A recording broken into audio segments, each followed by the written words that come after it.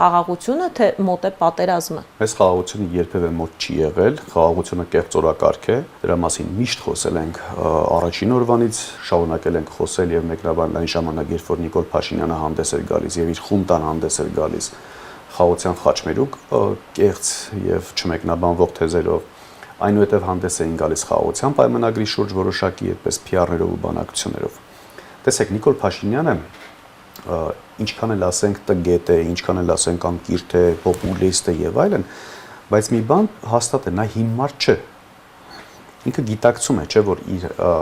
օրերը հաշված են եւ ինքը պետք է հրաժեշտ տա իր պաշտոնին։ Եվ փորձարկումները նամանավանդ բերում են որպես հիմնավորում, որ ինքը ունի ընդամենը քարոզչության համար, այսպես ասած,